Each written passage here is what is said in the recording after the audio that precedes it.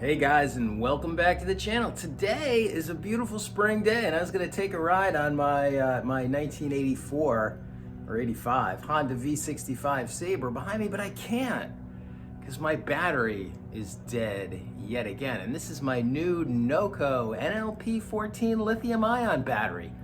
What the heck is going on? Well, I'm going to tell you what's going on. I put that battery in, I did the earlier video, and I'm still really impressed with the performance, but I let it sit all winter, and that probably wasn't a good thing to do. And when I say all winter, it sat probably from October until now, not on a charger. And lithium-ion batteries, if you've got a little bit of a draw, and I think that bike actually does because it's got a digital clock that's on all the time, that is not a good idea. And now my battery is in a state where it doesn't want to take a charge. So let's take a look at that and see if there's anything we can do about it. All right, so sitting on my bench is my NLP14 hooked up to my Genius 5 charger, and we're not getting anywhere. So what happened? Came out, hit the key, bike's completely dead. I was like, okay, it's been sitting there all winter, shouldn't be dead, but it is. So I tried hooking up my booster here, the GBX45, which is fantastic.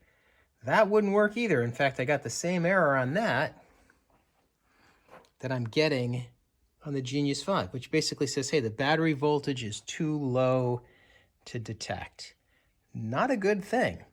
So in order to try to get it to charge, you can put this thing into force mode. So if you hold down the mode button, it will, after about 5 to 7 seconds, go into force mode. And you can cycle through and figure out what mode you want to be in.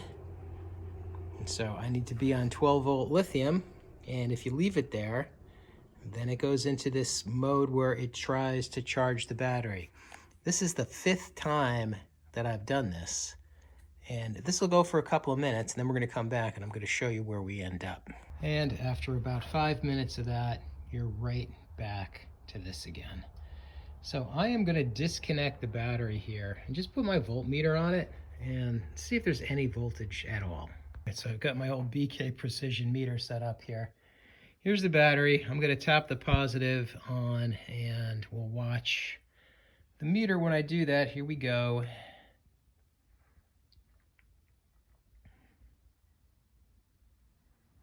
And that's it. This thing is about as dead as you can possibly get.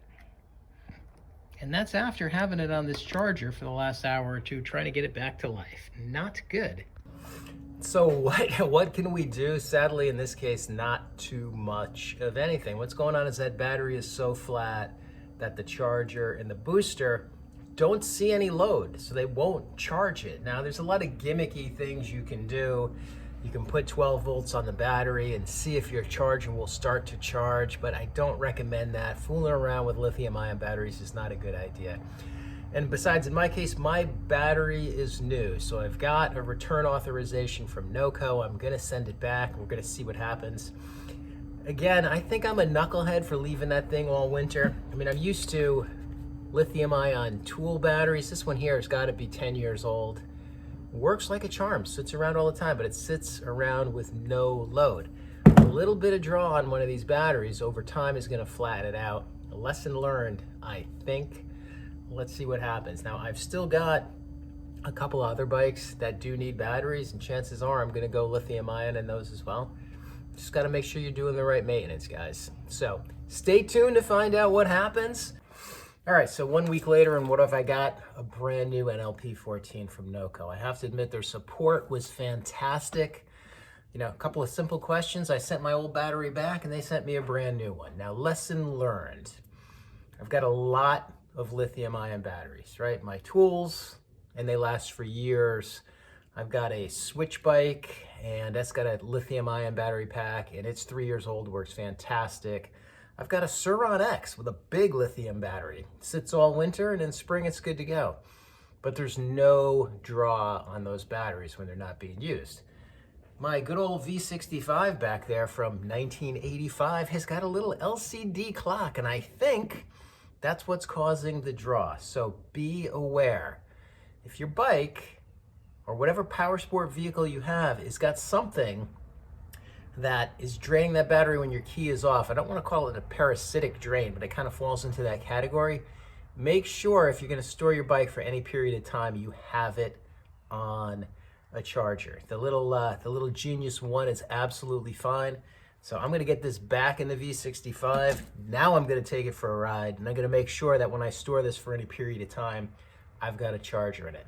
I'll let you know how it goes. Thanks for watching, and good luck with your own project.